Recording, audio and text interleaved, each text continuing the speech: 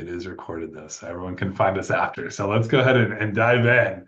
I want to start by welcoming everyone back to Facilities Unfiltered, where we have real, unfiltered conversations with the people behind the spaces powering today's most exciting brands. I'm Matt Singer, CEO of EcoTrack, and today's episode is going to be a good one. Joining us today, we have Adam Rinella, VP of Real Estate and Development at Goop Kitchen, a brand that's redefining fast casual. Goop Kitchen is a health-focused takeout delivery ghost kitchen concept developed by the one and only Gwyneth Paltrow. So think clean, real, healthy, and delicious food, not just Hollywood healthy. Adam leads real estate development at Goop Kitchen, and his team keeps the facility side of all those ghost kitchens running smoothly. He's been around some great brands along the way, Ike's Love and Sandwiches, SBE. I'm pretty sure it goes all the way back to working with us at Burger Lounge back in the day. So definitely appreciate all the years that we've gotten to work together. Adam, I'm so pumped to have you on and welcome to Facilities Unfiltered. Cool. Pumped to be here. Great to see you. Yeah. All right. Well, I want to start today by just kind of understanding your journey and hearing a little bit about how you've gotten to where you are. So let's start at the beginning. What was your first role in real estate or facilities? Did you always see yourself in this world? Yeah, no, definitely was not the plan from the beginning, but It never is. yeah, but I have been in the restaurant industry most of my adult life. So I started as a host at the Olive Garden when I was 19 and when I was in college. That's awesome. Did the kind of typical server, bartender through college, and plan was going to be law school. Decided that wasn't really the route I wanted to go. But when I actually needed to start making some sort of money, my whole resume was restaurants. So I started managing restaurants and like fell in love with the industry, but didn't really want to be in the same four walls, 50 hours a week managing, operations. So I was with Burgons at the time, and we only had locations in San Diego. And the opportunity came up to move to LA and to start opening the locations in LA. And I jumped on that. We were opening on the Sunset Strip in West Hollywood, Oh, and it was fun. like super exciting. And I was like, yeah, single at the time. I was like, absolutely, let's do this. And Party time. by being like kind of the first corporate employee that moved up to LA, I just naturally had to kind of take on everything. So I was helping find the sites with real estate. I was, seeing the process through with, signing leases and then overseeing design and construction and ultimately taking care of those locations on the facility side. So I learned a lot as I went, and they were really great in giving me mentors to learn from. But that's kind of where I got to where I am today. That's so cool. I feel like that restaurant background, starting as a host and working your way up really sets you up to wear a lot of hats and the fast paced. I think that definitely helps. And I've heard this story before. It's such a cool story. For sure. So talk to us a little bit about Goop Kitchen. I know you've held a lot of roles in your past and you can wear a lot of hats, but talk to us what's going on now at Goop Kitchen. Yeah, so I'm VP of Real Estate and Developments. I oversee real estate, design, construction, facilities. So kind of that full cycle of opening a restaurant and being responsible for it long term. No pressure. So it's the fourth brand, as you mentioned, that I've been in that same role. So, really kind of getting on with these growth brands and helping them grow across the country. So cool. So, Goop Kitchen's it's a pretty unique concept and I love it. I order it all the time, but what drew you to Goop Kitchen specifically and how'd you land there? I mean, so many things. I mean, you got Gwyneth Paltrow, who's Huge just a Hollywood legend. fan. Say no more. Yeah, yeah. You got the Goop brand, which has been like an influential lifestyle brand since 2008. And Yeah. then you've got Goop Kitchen, which is like an extension of the Goop brand that started in 2019. And really what Goop Kitchen focuses on is clean food that is actually craveable and delicious. Mhm. So it's a very modern approach from a wellness perspective, but it's not just salads and bowls. Most people assume it's just salads and bowls when you hear Goop and food, but we have those things and they're delicious, but we can also get pizza, but it's gluten free. It's amazing. We have a Yeah. rotisserie chicken program that you can get Mary's all natural chicken for yourself or for your family and get sides like green beans and mac and cheese. So it's like food you would eat on a Tuesday for lunch, like a salad, but then maybe on a Friday night with your family, you can get, chicken or pizza or pasta or whatever the case may be. So the modern approach with the wellness attachment to it, it really made it exciting for me. Yeah, I absolutely love it. It's definitely helping me stay on track with my New Year's resolution. So We hear I that. appreciate that. Of course, yeah. And I will say, I know we were talking, but man, I love the Goop products as well. So, I'm out there trying to buy the eye creams and the face creams and all that. And, get I'll give you a friends and family code. Maybe ooh, all right.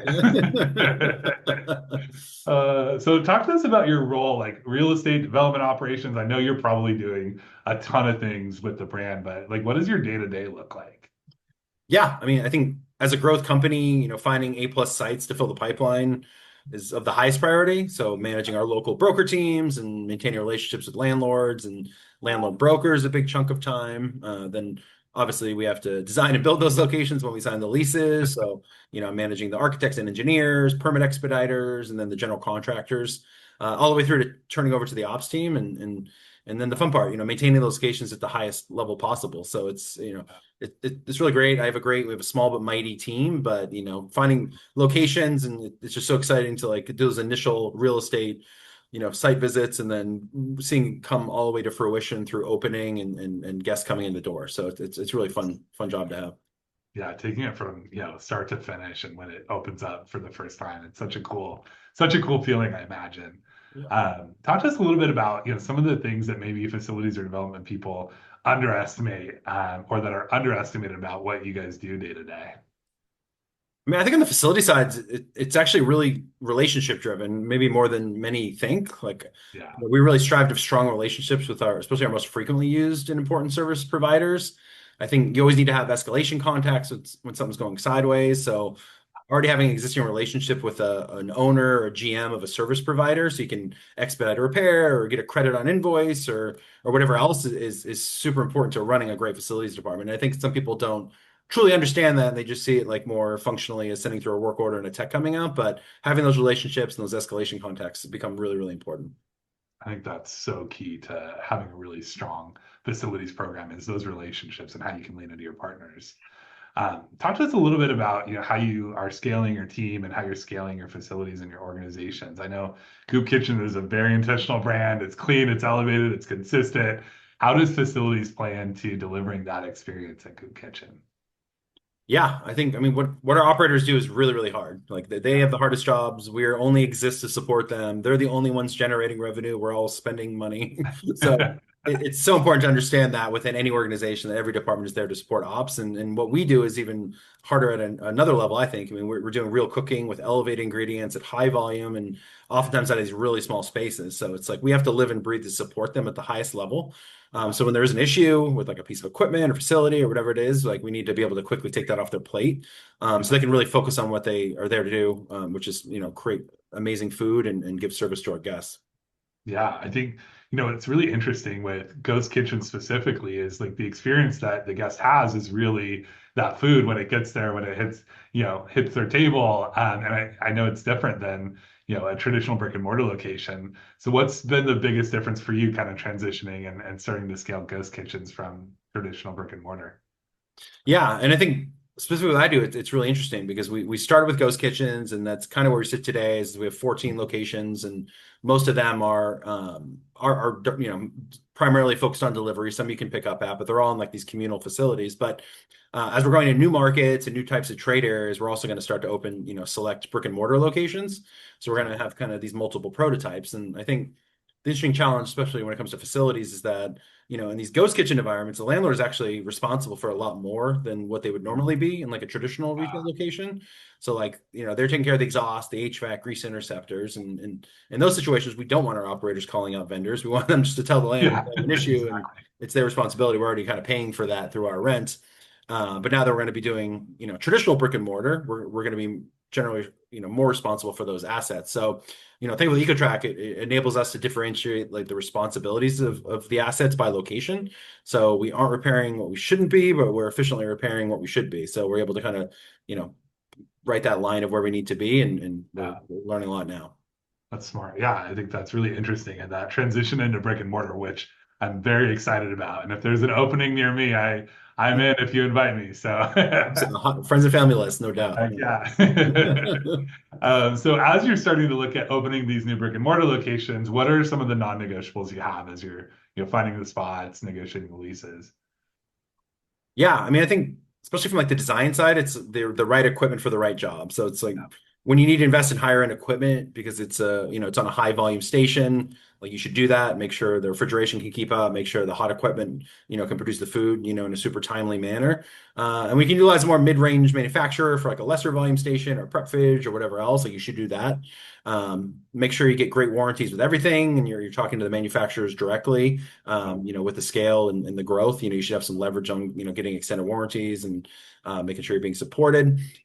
Tracking those warranties, which EcoTrack helps out with at a high Love the level, show. is really really important. You don't want to be spending dollars that you're not responsible for, that you've already pre-negotiated, and then you spend the dollars anyway. So that's really important. And I think cleanliness like that for me, whether it's during construction and really pushing the GCs to work clean, or the site being spotless at turnover, or our vendor or service providers coming in with their techs and working clean. Like this is a health and safety issue. You're serving food, so cleanliness at all times is at the utmost importance.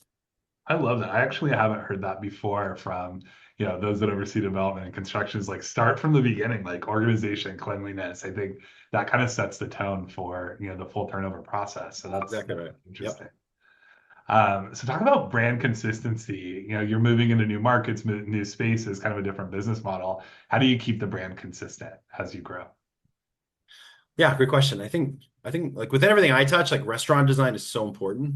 So like on the interior design side, like each space is different that you're designing. You may be in different types of neighborhoods, you may be in different geographic areas, but there has to be like iconic elements of the brand that always sing through. So you feel like no matter if you're in LA or New York or Dallas or wherever, you're at a Goop kitchen, and you can recognize that even if the design is a little more custom to the location. So I think, really understanding that with the teams you're working for and having these like iconic elements of the design that always sing through. So there's consistency is super important.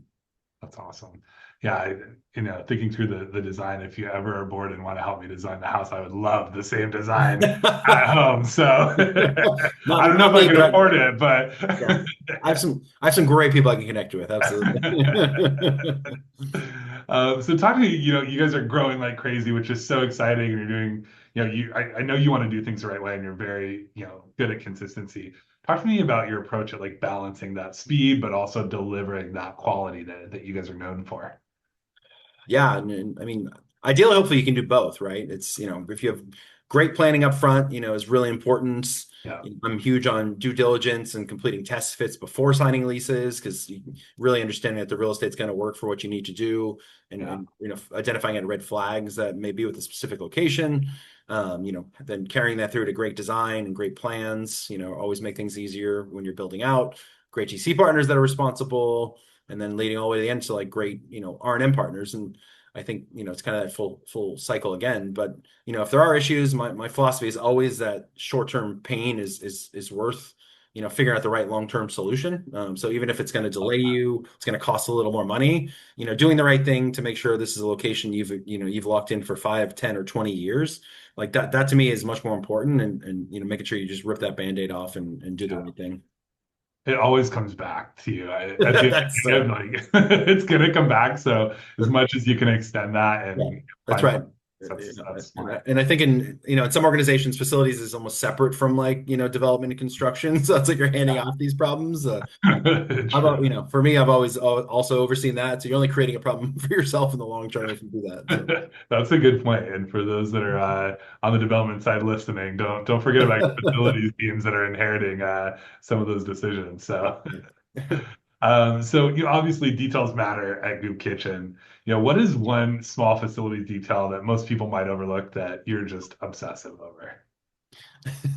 So my CEO Burger Lounge, which is like the first brand I was in this position, was Uh, obsessed with light bulbs, and light bulbs have now carried on to me through his obsession. And they really always need to be the same brightness and temperature and yep, consistency in a restaurant, whether they may be different from like back house to front of house, but they have to be uniform in an area. That should be a decision that's already made. If your managers are replacing bulbs, and hopefully you're using LED and you don't replace them too often, but if they are, they need to understand what they're replacing and making sure it's all the same. Coming in and seeing like different brightnesses and different oh, colors and warm and cool, and it's like a guest may not even realize why they're not feeling great in that environment, but it's underlying, and it drives me nuts when I see it. So 100% agree with you. When I get that like spotlight over me when I'm trying to have that's dinner, right. I'm like, I don't need the spotlight. Nobody needs to see what I'm eating or drinking. Like, get out of That's right, here. exactly. Uh, Talk to me about one of the biggest things like that you didn't see coming, one of the challenges that, you've encountered as you've scaled. And I've done this a few times now, which is great. So like scaling these companies, and I think something that always surprises me when scaling across the country is just like how wildly different like building and health department codes and enforcement can be. It's Like, crazy. there's just, things can be really, really important in one municipality and not really that, seen as important in other municipalities. And like, for Yeah. example, like, you have these final health inspections when you've built out a location, right? And the health inspector comes in, has to sign you off. And, certain places where it's like a 2+ hour inspection, they're looking at every single inch of the location.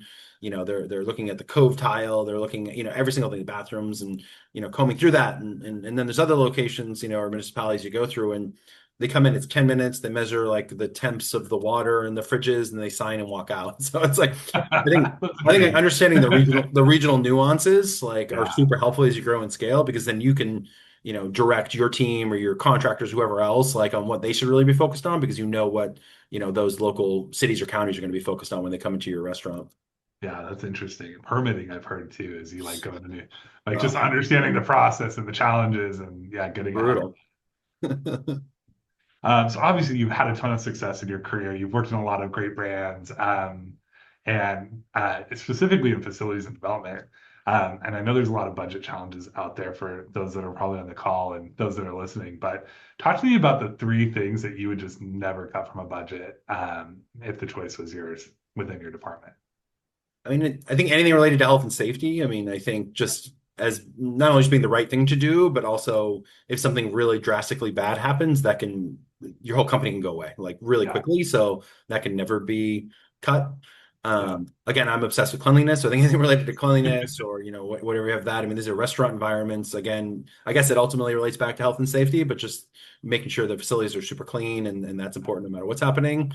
And I think just generally anything that can adversely affect the guest experience. I mean, yeah. it's more competitive than ever out there. Guests are Mhm. more observant than you think. They're not going out as frequently right now, especially. So like when they go out and they're spending those dollars, they have a very high expectation of what they're going to get. So if there's anything that's going to relate adversely to their experience, it shouldn't even be on the table. Yeah, that's really smart. Putting them first, I think, is so important as you're growing the business. On the flip side, what are some things or anything that you might cut to tighten things up as you've gone into organizations and kind of turn the programs around? I think preventive maintenance is always tricky and can be polarizing, especially with Touchy topics. yeah, I know. Yeah, sorry, service providers. They're very sensitive to that, but it's really a combination of art and science, in my opinion. Like there are critical PMs that are related to like fire, life safety, exhaust cleaning, those sorts of items. But when you get to like buy out fridges or water heaters, like what do you really need to do, or is it worth Yeah, the investment, or is it worth just paying for repair when it comes up? yeah, In like a lower volume restaurant, can like certain PMs be done less frequently just because there's less food being cooked and there's less people coming through those facilities. I think yeah. it can take a really high level of critical thinking, but I think when you need to tighten it up, like there's usually some savings available within the PMs and just do it responsibly, but try to find where, a little bit extra fat is. 100%. And we're hearing that a lot where people are being very surgical with the PM programs and looking at age of equipment, looking at how it extends life or reduces repair cost and, regionality comes into play. So there's so many, factors to consider. So I Exactly. think that's a great point and a great answer. Talk to me about a moment where facilities either saved the guest experience or completely broke it. I know. I was really trying to think of a saved experience, but I'll go with the other part of that question. I think HVAC issues, when it's hot out can really be polarizing to the to your guests, like Yeah. both in their own experience and then they also have a really high level of empathy for your employees, which I think is really great. So issues arise where HVAC goes down, either the service isn't immediately available or service comes and the part's not available, whatever the case may be, there's a lead time on it. And it's like you really have to closely monitor and ultimately make a decision whether you're going to close that facility or not. And the health and safety of employees and guests is like always the most important, but you have to kind of figure out the threshold of, kind of slightly uncomfortable, a little bit warm versus like what's actually, super uncomfortable or dangerous to guests and employees. So, definitely err on the side of caution, but a hot restaurant just generally can definitely ruin a guest experience when they come in. Oh my God. One of my worst experiences, I went to a steakhouse and paying $80 for steak and it was 80 degrees in the restaurant. I'm like, I won't say which steakhouse, but I'm dripping in sweat. I'm like, this is not enjoyable at all. Like I am Tough, not coming back. So 100%. Yeah. so I know you're so great at building teams, and I would love to hear, what's something recently or, in any of your experience that, made you take a step back and say, God, that was a win. Like my team really killed it. I have somebody on my team named Matt, and he was a day one Goop Kitchen Good employee. name. I had to give him a shout out. He, oh yeah, double Matt, yeah. And then he came from the ops side and kind of transitioned, into construction facilities, IT, because he naturally was good at those things, and they were wearing multiple hats, in an early startup. And I just feel like multiple times per week, he blows me away with problem solving through like his intimate knowledge of our kitchen equipment or an IT system or whatever else. And it's just like pretty incredible, like where he can point these things out to a service provider or to somebody on our team on exactly what's going on and solving these problems. And it really blows me away, and I'm great, really thankful to have him on the team. But Awesome. I mean, I know it's not a specific No, example, that's but like having people problem on your solving. team can help rack up those wins long term. I think creative problem solving is one of those things that, you don't always find in hiring and bringing team members on. And it's so critical to running a good business. And, the fact that he's on the operations side and has that experience, putting the facilities lens on, understanding that guest experience, aligns really well with what it sounds like your vision is. So that's awesome. Massive. Talk to me about how you align. Obviously you're overseeing a lot with, design, construction, development, facilities. You're also part of the leadership team. Like, how do you prioritize everything within the organization? How do you guys make those decisions? I mean, I think people first always. So, no matter what's going on, like you have to make sure people feel supported and motivated. And like that, there's nothing more important than that. Like we focus on our team members, and then we know that trickles down to our guests. Like, and then we think the right way to run a restaurant organization. And I think after that, it's, every day is prioritizing and reprioritizing and reprioritizing. It can be whack-a-mole sometimes, a lot of the time, but it kind of comes with the territory when you oversee multiple functions in a high growth company. But I think every day you have to kind of look at your to-do list and keep moving things up and down depending on what's going on, and things keep Yeah. getting added. And it's just about trying to understand what the most important, group of tasks to get done that day is. Yeah, that's huge. Staying agile and like being able to navigate changes because changes happen constantly. Totally. As I'm Yep. sure you so obviously you've held a lot of different roles in your career. Talk to me about a time you've had to push back on leadership or operations and how do you approach those moments?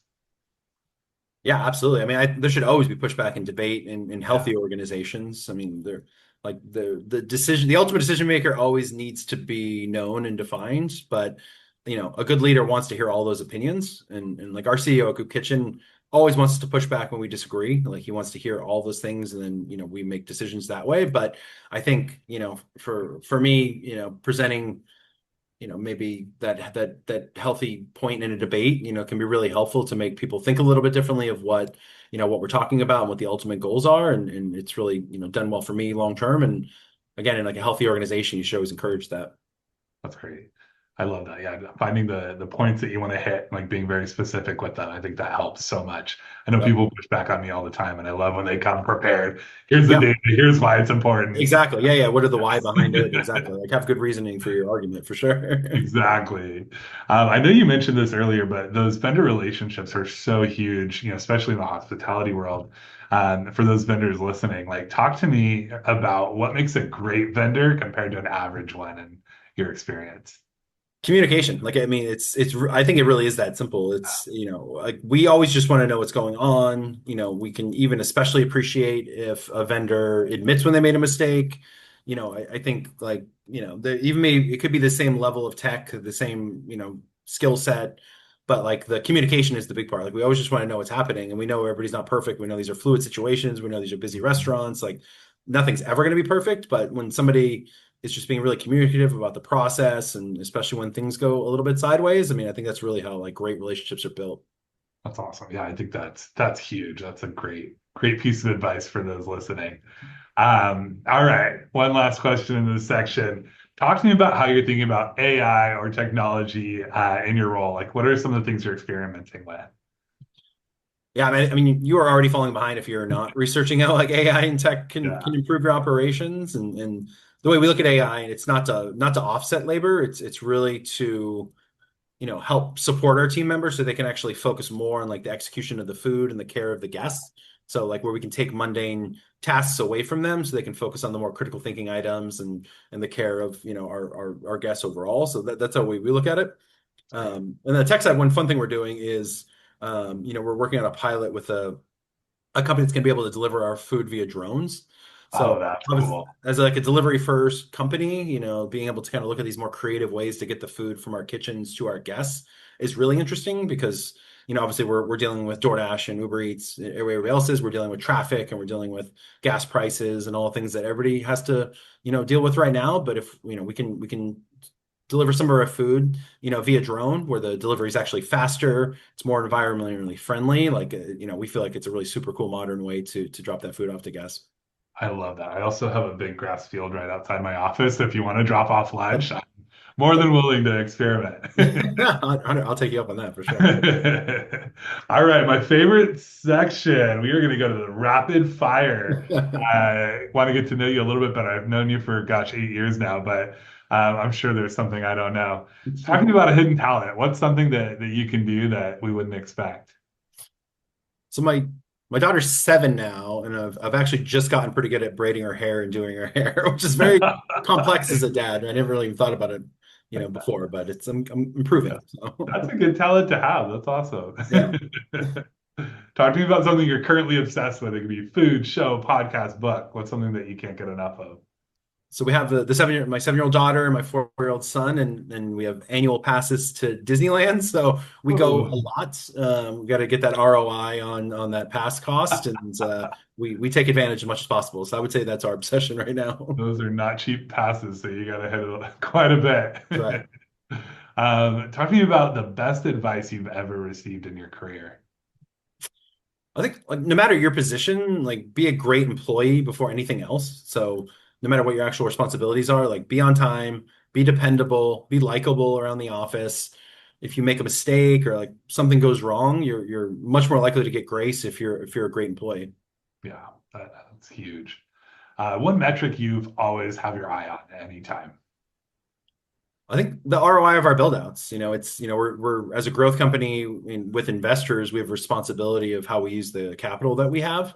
So, for me, what I do, the best metric and understanding, that ROI is the quality of the real estate versus the efficiency of the design and build out. So like ROI is that calculation exactly. So if I find a great piece of real estate and it can do 5, 6, 7 million dollars in sales, and we're able to spend, less than $1 million, on that build out, for an investor, especially in the food and beverage space, they're gonna look at that ROI as really exciting. I think any investor at 5, 6, 7 million in revenue is pretty excited. So, That's right. Yeah. Thankfully. Yeah. talk to me about biggest development and construction pet peeve you have. Oh, this is easy. Yeah, just repair techs or subcontractors with no sense of urgency that are just like Oh, milling around the sites on their phone, just slowly doing anything. Like, oh, it drives me nuts. So. that makes sense. You're quick. One piece of technology you refuse to live without. I have a digital tape measure and it never leaves my bag. It always comes in handy for Oh, something. that's cool. All right, last but not least, what is your go-to order at Coop Kitchen? Oh, our teriyaki chicken bowl is incredible. We Ooh. have our pepperoni Potts pizza, which is amazing.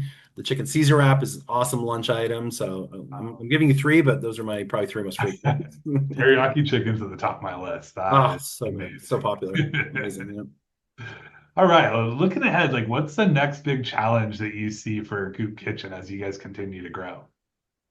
Yeah, I think with multiple prototypes, with the dark kitchens and with doing brick and mortar now, the biggest puzzle for me is which prototype makes the most sense for which kind of trade area. So it can be urban versus suburban, it can be different geographic areas. So it's a really cool modern approach to food and beverage real estate. And I love the challenge, but we're gonna learn a lot this year. We're doubling the size of the company and doing multiple prototypes. So we're gonna see kind of what's better long term, I think. Think about where the drones can deliver too. Yeah, that's right. That is tricky. It is tricky. What advice would you give to facilities or development leaders scaling a brand right now, today?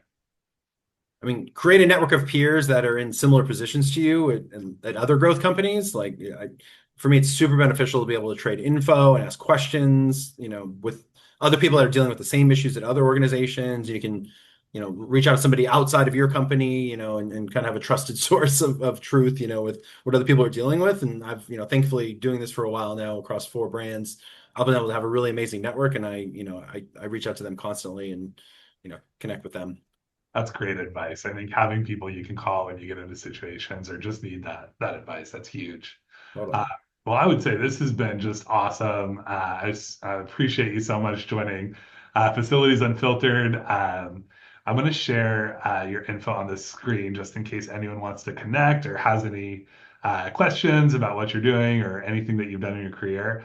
And I want to send a huge thank you to everyone that joined us today. We'll be sending out the recording.